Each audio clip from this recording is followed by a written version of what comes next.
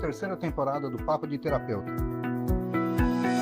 Oferecimento: Cabala Utilidades, aonde o comum se transforma, e Basteiro, a marca das bombachas. Seja muito bem-vindo, bem-vinda a mais esse Papo de Terapeuta. Nós estamos no canal 524 da Claro, no streaming rsplay.com.br, aplicativos para smartphone, smart TV, você pode nos assistir inclusive no YouTube. Hoje nós vamos falar um pouquinho sobre estresse, nós vamos falar um pouquinho sobre ginecologia, nós vamos falar um pouquinho sobre muita coisa. Eu estou ansioso para falar com a doutora Julie Zanrosso. Zanrosso, Zanrosso, isso mesmo. errei um pouquinho só.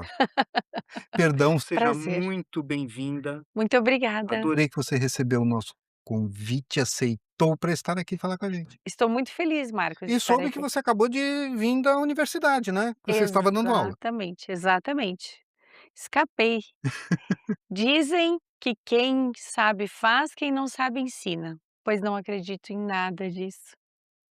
Quem muito faz ensina, né. Chegou Eu meu aprendi momento. muito ensinando. Exato.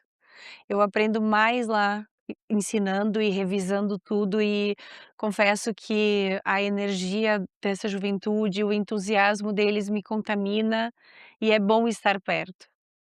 E eu nem falo juventude no sentido de idade, de certidão de nascimento, porque tenho alunos que são da minha geração, né, já numa segunda graduação, alunos advogados, dentistas, arquitetos, cursando medicina por uma visão de mundo diferente, uma proposta diferente, aquele sangue no olho por aprender um conteúdo novo, então é gostoso demais fazer parte do mundo deles e de alguma forma penetrar ali naquele desejo de aprender mais sobre o ser humano, sobre a humanidade, sobre curas e afins. É gratificante, né, Muito.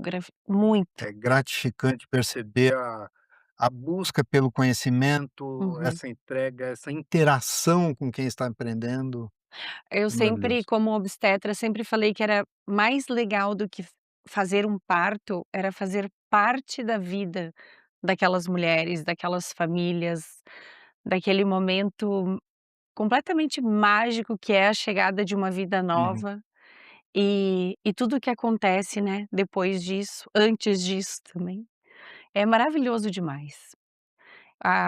O meio do caminho entre a vida e a morte é gigante, bonito, curioso e não é só estresse não, tem muita coisa boa no meio do caminho, para Tem, ser só aproveitada. que é comum nós não darmos atenção às coisas boas, né.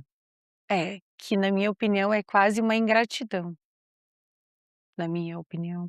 Existe um exercício lindíssimo sobre bênçãos, que é o exercício das 3 bênçãos, que eu não sei se você, Marco, já conhece, Não conheço. não?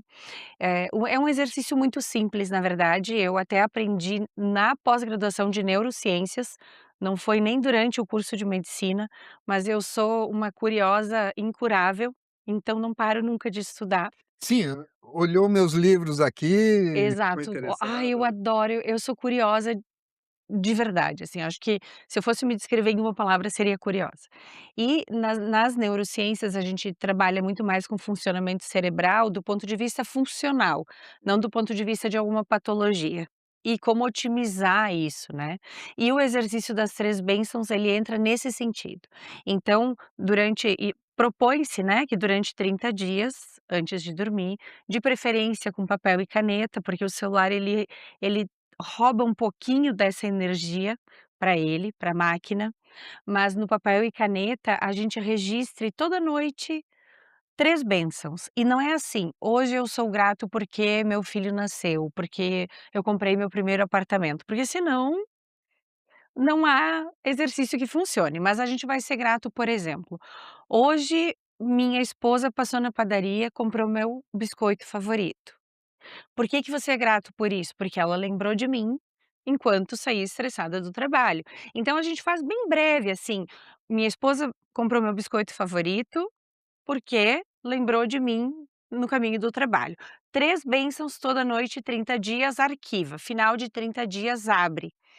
Antes de eu conhecer do ponto de vista neurocientífico, uma amiga havia me ligado e dito um dia: "Eu só queria te dizer que hoje eu abri as minhas bênçãos e tu fez parte, em um dia, de Uhum. uma das bênçãos, o teu nome está aqui".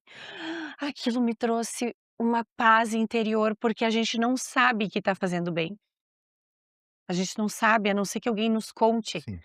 E eventualmente, eu não sei qual a crença do ouvinte, eu não sei qual a tua crença, mas eventualmente do ponto de vista de uma energia só, uma alma única, se a gente vai fazendo bem progressivamente, mesmo que a gente não saiba efetivamente que aquilo aconteceu, de alguma forma, em algum momento da vida aquilo volta.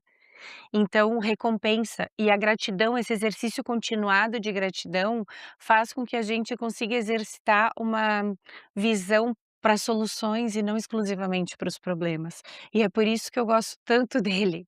Adoro esse exercício. Não, é muito bonito e é extremamente importante que nós, prestemos atenção nas pequenas coisas do Sim. nosso dia, porque é ali que realmente as grandes coisas acontecem. Uhum, Os nossos, grandes momentos, as nossas grandes decisões, as uhum. nossas grandes mudanças de rumo na vida, elas são embasadas em pequenas coisas.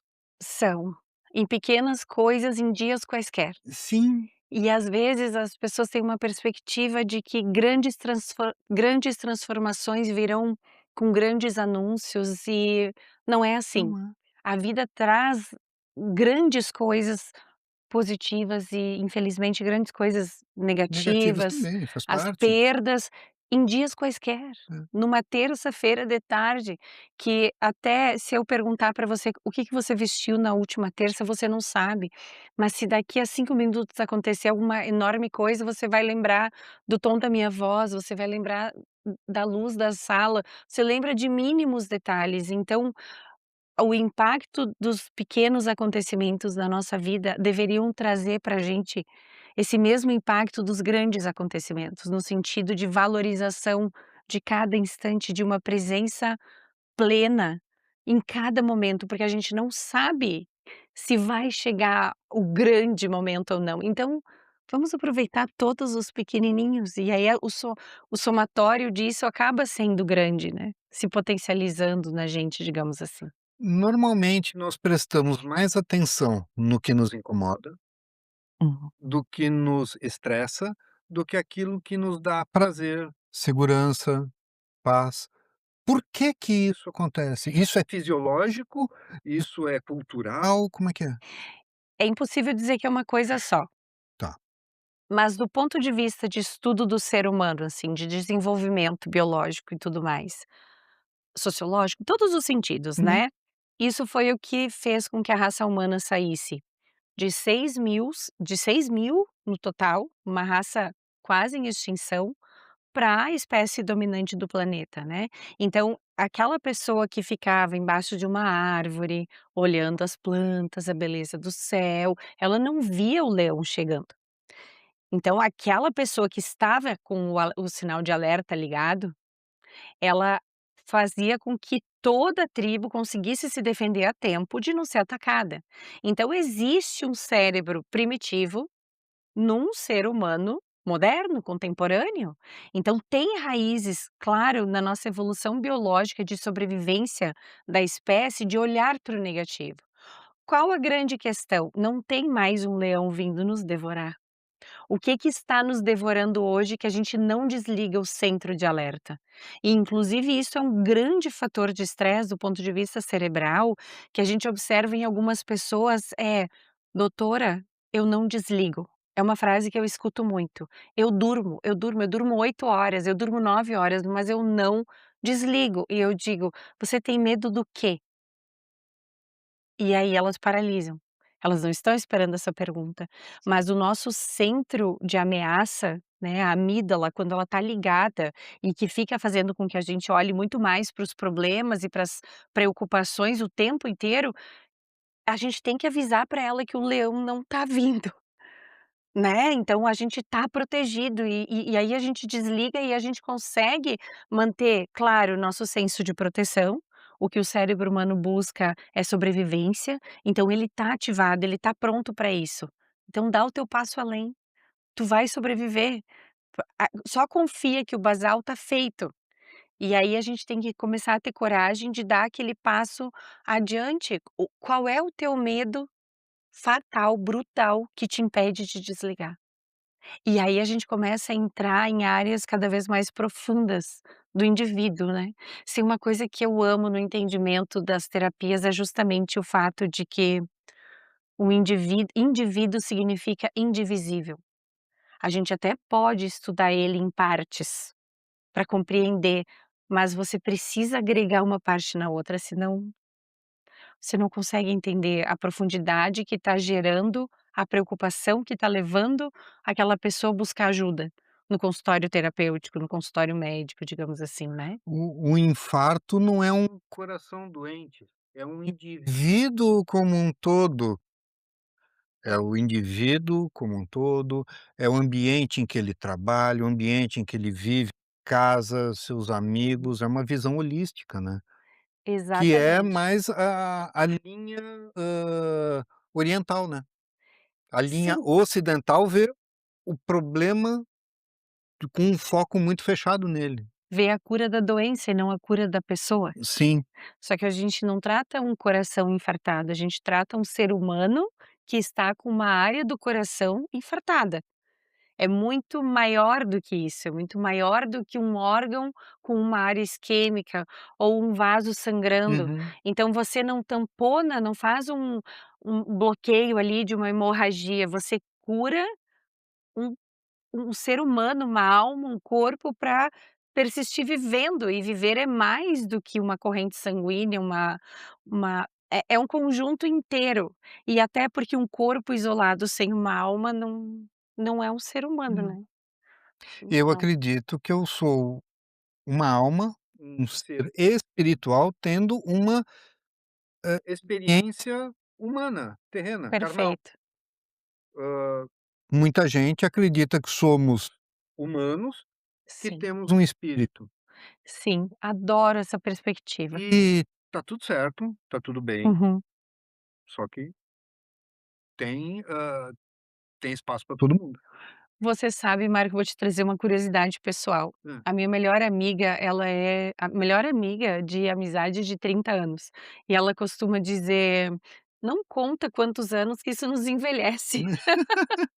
Ela é comissária de bordo, e ela sempre fala que as pessoas, elas não têm fé, né, elas não acreditam até que o avião esteja caindo, Uhum. até que você está dentro de um charuto no ar caindo, É. e com aquele avião em queda, todo mundo reza.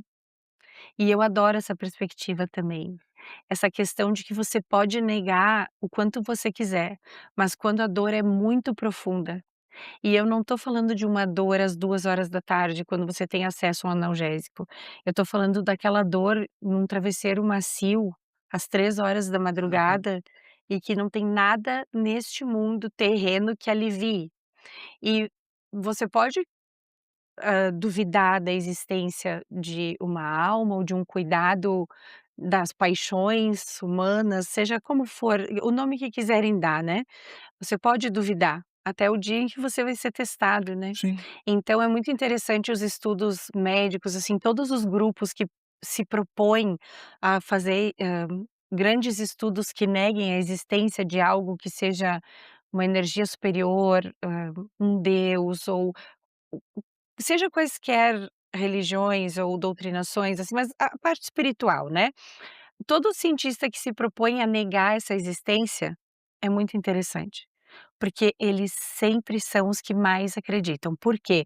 Porque toda vez que você tenta provar que não existe, a única conclusão que você consegue chegar é de que existe você, e aquela questão de que não a ausência de evidência não é evidência de ausência. Sim, Ninguém prova que não existe, ninguém. Então você pode lutar contra, e é um direito que você tem, ou você pode aceitar, e aceitar receber tudo o que existe de bom no momento em que você aceita cuidar disso em você mesmo, né. E aí você propaga isso adiante. é o cuidado de dentro para fora como um todo, Sim, e corpo, mente e como um todo espírito. indivisível, É. corpo, mente e espírito. E eu sempre digo que o segredo da saúde é: dorme, nutre e movimenta. É só isso. Dorme, acalma corpo e espírito. Nutre a tua mente, o teu corpo e o teu espírito com qualidade. Quais são as palavras que você utiliza? Quais são as palavras que você lê? Quais são as palavras que você evita? Quais são os alimentos que você ingere? Quais são os alimentos que você evita, né? Então a gente tem que nutrir nossa mente, nosso espírito, nossa alma, nosso corpo físico com qualidade. E aí você movimenta como a sua energia? Como que você movimenta o seu espírito? Você faz o bem? Como que você movimenta o seu corpo físico, né? Como que você trabalha a sua mente para que ela fique constantemente jovem? Não a respeito de uma certidão só, né. Então, dorme, nutre e movimenta é um mantra da minha vida, sabe. Corpo, mente e espírito. Pronto, é isso. Não tem segredo. Eu estudo medicina há 18 anos, eu sou médica formada há 18 anos. Quanto mais eu estudo, mais eu reforço a mesma coisa, né. Então ainda não existiu, por enquanto eu sou super aberta, alguém que me provasse que não é isso. Os cuidados básicos são os básicos. É o básico bem feito. É, É o básico bem feito. mas vamos voltar um pouquinho lá para a área do estresse. Perfeito. Como que uma pessoa descobre que ela está à beira de um burnout? Tem vários estágios possíveis de descobrir. O mundo ideal, quando você percebe que você está começando a ficar cansado demais e desgostoso do trabalho. Então não é só sobre o alívio na sexta-feira, de encerrar aquilo. Mas é muito mais sobre a ansiedade do domingo à noite. Por que que as pessoas infartam muito mais na segunda-feira de manhã do que na sexta-feira de noite ou de tardezinha? Porque vamos entender, né, o burnout. A gente trabalhou segunda, terça, quarta, quinta, sexta-feira, 5 dias num lugar que está nos adoecendo, porque o burnout tem a origem dentro do ambiente de trabalho. E então a gente, em tese, se somou, né, a gente somou aquela carga durante a semana inteira. Mas por que que a gente infarta mais na segunda de manhã, depois de passar sábado e domingo distante e afastado daquilo que nos daquele ambiente tóxico, né.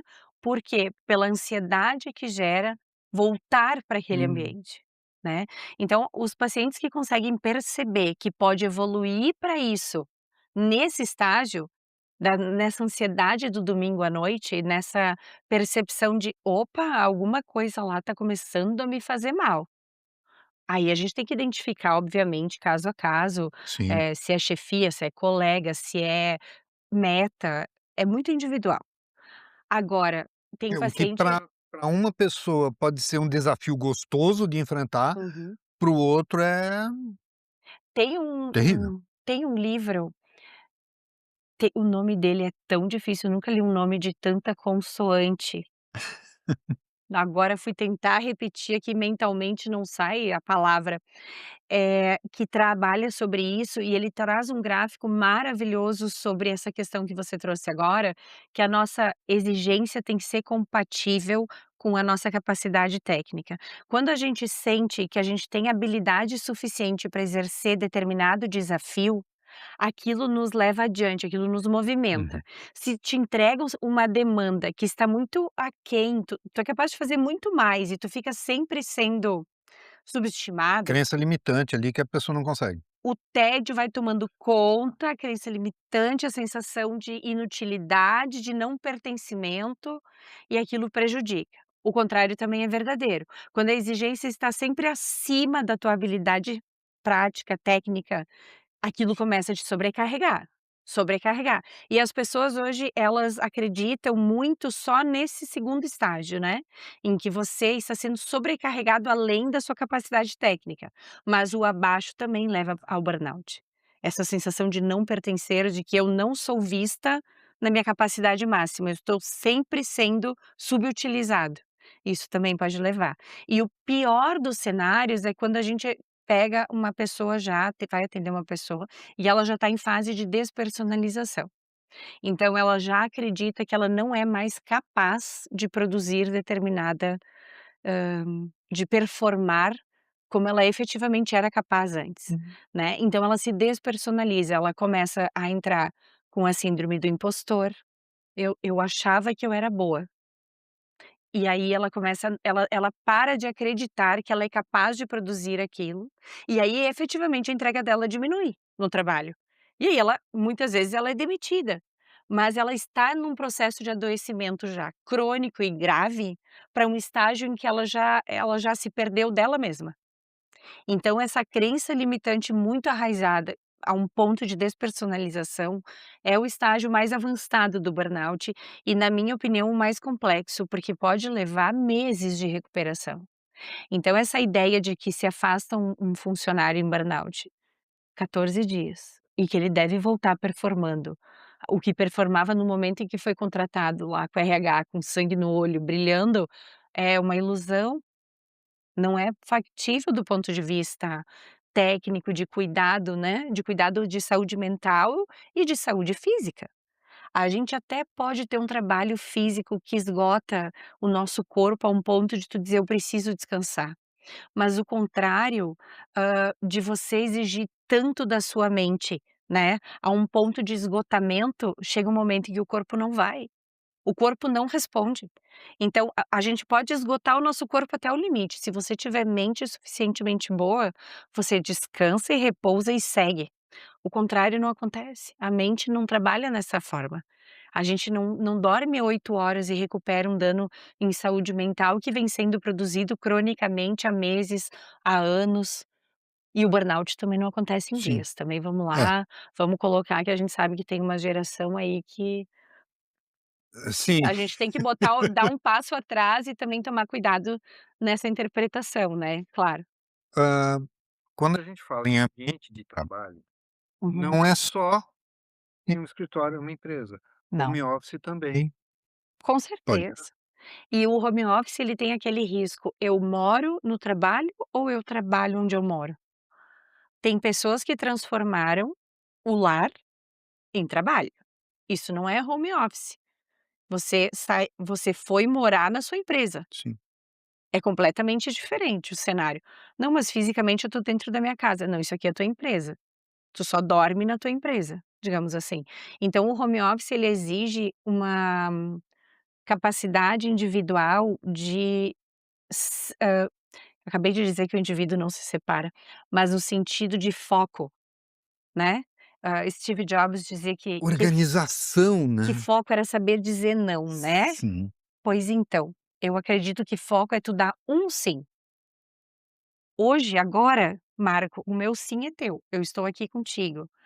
Todo o restante é não, eu não faço força. Eu dou o sim certo, então o meu sim agora está contigo. Pronto, não precisa de foco. O meu foco está aqui, o meu sim é aqui, é um sim. Então, na minha visão de mundo, as pessoas têm que aprender a dizer sim, e para todo o resto é não.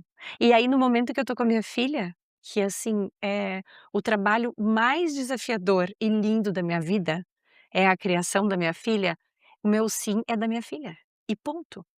E aí eu não preciso ficar me preocupando com o restante, é dela.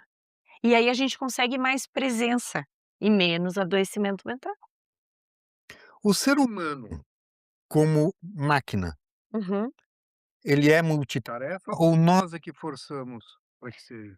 Como máquina não existe multitarefa, não existe, né. Só uma ideia, Uhum.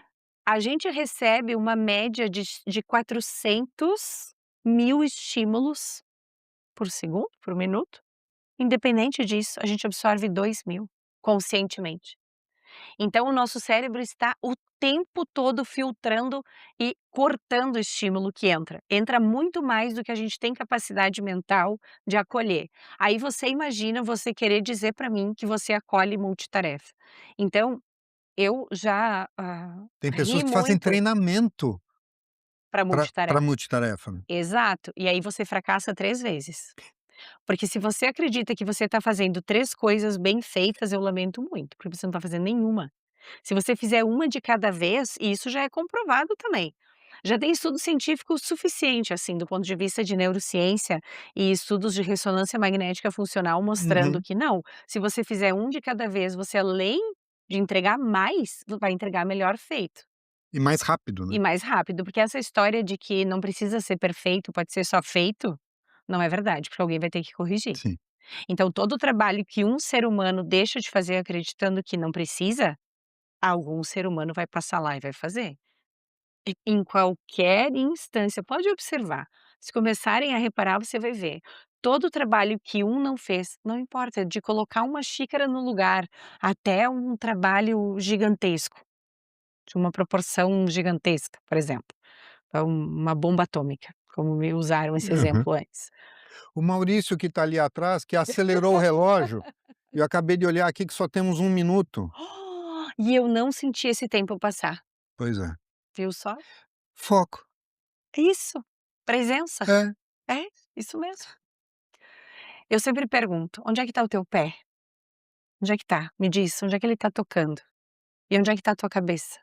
Se a tua cabeça e o teu pé não estão no mesmo lugar, tá errado. Traz tua cabeça para onde está o teu pé e pronto, receita de alegria". Coisas básicas É, que ajudam muito para o nosso bem-estar físico e mental. exatamente. Eu vou dar só um recadinho Claro, à para vontade. quem está nos assistindo, que pode entrar em contato comigo através dos contatos que vão aparecer aqui na tela, telefone, Instagram, e pedir para entrar no grupo VIP do Papo de Terapeuta. E ali no grupo VIP existem momentos onde eu coloco informações exclusivas só para quem está no grupo. Mas de qualquer maneira pode entrar em contato para tirar dúvidas, mandar informações, opinar, pedir para entrar em contato com os nossos convidados, doutora Júlia, por exemplo, e eu estou amando e muito triste porque o nosso tempo acabou. Doutora, Ah, mas com certeza ainda tem um tempinho para o seu recado para quem está nos assistindo. obedeçam a cada passo que o Marco acabou de sugerir, porque vale muito a pena. Um beijo para todos. Prazer, Marco, estar aqui. O prazer foi todo meu, muito obrigado. Obrigada. Até o próximo Papo de Terapeuta.